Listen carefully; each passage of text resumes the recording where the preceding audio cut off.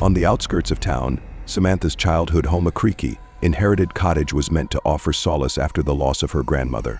But as the house settles into an eerie silence on the first night she's alone, whispers from the walls and shadows in the corners begin to stir up memories of long-forgotten fears. As the night deepens, the line between reality and nightmare blurs, and Samantha finds herself trapped inside a house that might just be alive, its dark past clawing to pull her under. Will she escape the grip of its terror, or will the house claim her as its own? Samantha had never liked being alone in the house at night. The small cottage on the edge of town, inherited from her late grandmother, always seemed warmer and safer when it was filled with the voices of family, friends, or even the occasional passing neighbor. But tonight, her parents had gone away for the weekend, and she was left to herself. The evening had started uneventfully. After dinner, she curled up on the couch with a book, the only light in the room coming from the flickering glow of the fireplace.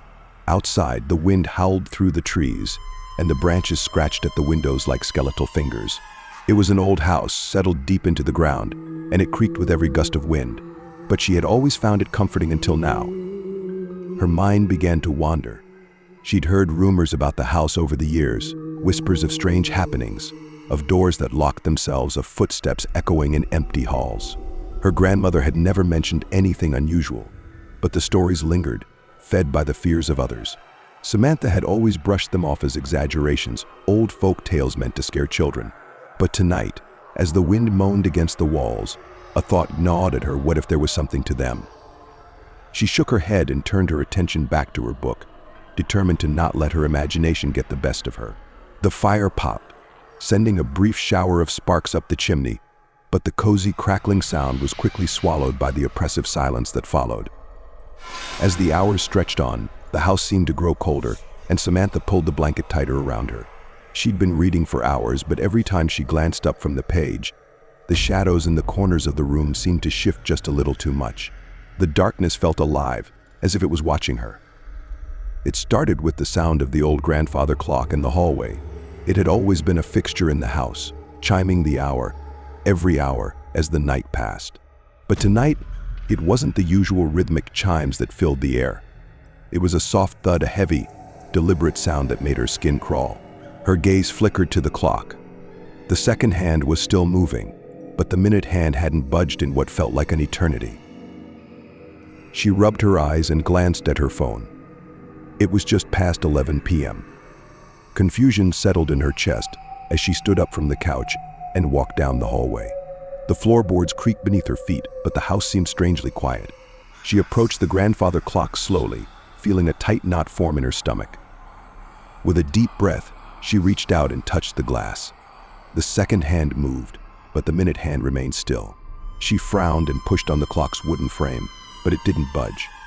It was as though something was holding it in place. Samantha stepped back and turned toward the living room. But before she could walk away, she heard a faint scratching sound coming from upstairs. She froze, her breath catching in her throat. The noise was rhythmic, almost like claws dragging against the wood. It was the kind of sound that made your spine stiffen and your heart race. Her mind raced. The attic. She remembered that the attic door had always been a little loose, the latch barely holding it closed. But there was no way someone could be up there, or so she hoped. She had been alone all day, and her parents' absence was still a fresh wound in her chest. The scratching continued, louder now. It was coming from the attic. She swallowed hard, her pulse hammering in her ears as she walked toward the staircase. Each step felt heavier than the last, the wooden treads groaning under her weight.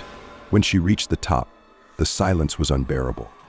She couldn't hear the scratching anymore, but something told her it hadn't stopped. It was only waiting. The attic door was ajar, and she hesitated for a moment before pushing it open. The dark, cavernous space stretched before her, filled with forgotten furniture and dusty old boxes. The air smelled stale, like the rest of the house, but there was something more now, something foul, like rotting food. A chill ran down her spine. She could feel it, the weight of something invisible pressing down on her. The scratching sound resumed, now accompanied by soft breathing. It was coming from the farthest corner of the attic, hidden in the shadows. Her heart raced, and she forced herself to step inside, every muscle screaming for her to turn and run. She called out, her voice trembling. "Is someone there?" No answer. She took another step, her eyes straining to pierce the darkness. Then, out of the corner of her eye, she saw a movement, quick and fluid, like a shadow slipping between the boxes. The hairs on her neck stood up, and she stumbled backward. Something was in there with her. Suddenly, the attic light flickered and went out, plunging her into total darkness. Her breath quickened, her body stiffened with fear, and she felt the overwhelming urge to run, but she couldn't move. Then she heard the unmistakable sound of footsteps behind her, slow, methodical, coming closer. Her legs felt like lead as she spun around, but there was nothing there. No one, just the oppressive silence. But then, a soft whisper, barely audible, tickled her ear. "Leave now." Her blood ran cold, and her body jerked into motion. She turned and bolted down the stairs, her heart pounding, her feet stumbling as she reached the safety of the main floor. The house felt alive. The shadows seemed to grow and stretch, pulling toward her like they were alive, reaching out to drag her back. She slammed the door to the attic and locked it, her breathing ragged, her mind spinning. The lights flickered, the house groaned, and the wind howled outside. She collapsed against the wall, trying to steady herself. It was just her imagination, she told herself. It had to be. But then, from somewhere deep within the house, she heard the scratching again. This time it wasn't from the attic. It was coming from the walls. Samantha's mind raced, her thoughts tangling together in a frantic mess. The sound from the walls was unmistakable, sharp, relentless, scraping against the plaster as if something was trying to claw its way through. She stood frozen in place, her pulse thundering in her ears, feeling the weight of every passing second. The air seemed to thicken, the temperature in the room plummeting to an unbearable chill. Her gaze shot around the living room, searching for something, anything, to anchor her to the present. The shadows in the corners of the room were deepening, stretching across the floor like long fingers. She could almost feel them moving, reaching for her, but when she turned to look, they remained still. The scratching continued, coming from behind the walls like something trapped inside, desperate to get out. It was maddening, and yet it was so familiar. She had heard this sound before. As a child, when she and her cousins would play hide and seek in the house, they used to tell stories of creatures in the walls, things that lived between the layers of old wood and plaster. Things that only came out when the house was quiet enough. She had laughed at the stories then, dismissing them as childish nonsense. Now she wasn't so sure. Samantha tried to steady her breath, trying to focus on something other than the scratching that seemed to get louder with each passing second. She needed to think, to get control of herself before she lost it completely. But the longer she stood there, the more suffocating the silence became. Every creak, every moan of the house made her jump, made her wonder if the walls were closing in on her. The scratching stopped abruptly, leaving an eerie void in its wake.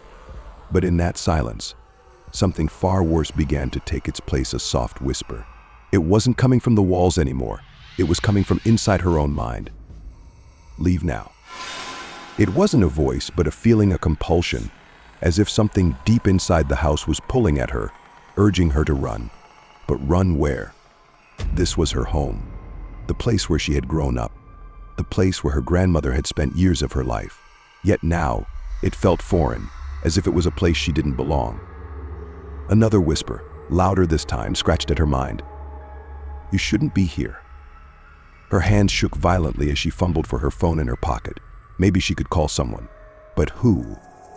Her parents were hours away and no one else lived nearby. She could try to call the police, but who would believe her? The isolation of the house felt like a prison, and her only way out was through the very place she feared most, the dark corridors of the house that had once seemed so comforting. She glanced toward the kitchen, where the soft glow of the refrigerator light flickered. The door was slightly ajar, and she could just make out the silhouette of something standing in front of it. A shadow. No, not just a shadow, it was taller than a person, too tall to be anything natural. Her breath caught in her throat, and she dared not blink, afraid that when she opened her eyes again, it would be gone. But when she did blink, it was still there. The figure didn't move. It just stood there, a dark mass in the doorway. She couldn't make out any details, no features, no form, just an overwhelming sense of dread emanating from it. Her heart pounded painfully in her chest as she slowly began to inch backward, praying it wouldn't notice her, praying she could just slip away unnoticed.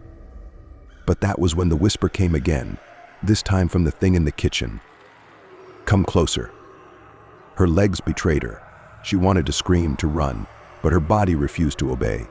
The whisper was compelling, almost soothing, like the sound of a lullaby that drew you in despite every instinct screaming to resist. Samantha's body moved on its own accord, dragging her closer to the figure in the kitchen. She felt as if her mind was slipping away, as if the house itself was pulling her deeper into its web, into the very core of the evil that had always been here. The walls seemed to close in around her, and the air grew heavier with each step. As she reached the threshold of the kitchen, she saw it clearly, if only for a second before the light flickered once more, leaving the room dark again. There was nothing in the doorway now. But the whispers didn't stop. It's already inside you. A chill unlike anything she had ever felt washed over her. She staggered back, her body shaking uncontrollably. The room spun, the walls closing in, and for a brief moment she was sure she would pass out. But just as suddenly the coldness receded, the darkness lifted. The house was quiet once more, almost too quiet. Samantha's head snapped toward the living room. The grandfather clock, the same one she had noticed earlier, now ticked loudly. The minute hand had finally moved, and it was nearing midnight. The sense of time felt distorted, like it no longer existed in the same way it had before. She reached for the front door. She had to get out. She had to leave before whatever had been lurking in the house took her too. But as she touched the door, she realized that it wouldn't open. No matter how hard she twisted the handle, it was locked. Panic surged in her chest as she slammed her body against the door, but still it wouldn't budge. The scratching came back. This time, it wasn't just from the walls, it was from everywhere. From behind her, from above, from beneath her feet. The house was alive, and it was coming for her.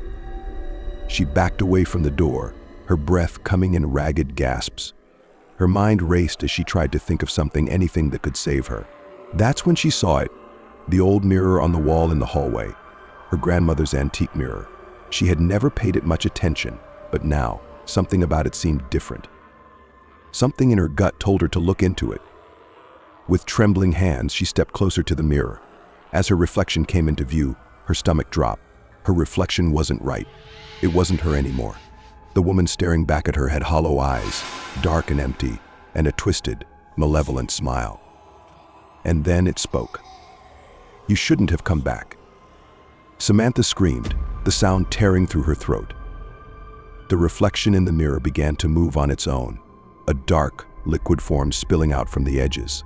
Her reflection reached out, its hand sliding through the glass, grabbing hold of her wrist. Samantha struggled, but the grip was unyielding. It was pulling her in, dragging her toward the glass, toward the emptiness behind it. Desperate, she clawed at the wall, trying to free herself, but it was no use. The mirror was swallowing her whole, and there was nothing left to hold onto. Her vision blurred, and the last thing she saw was the hollow eyes of her reflection grinning. "Welcome home."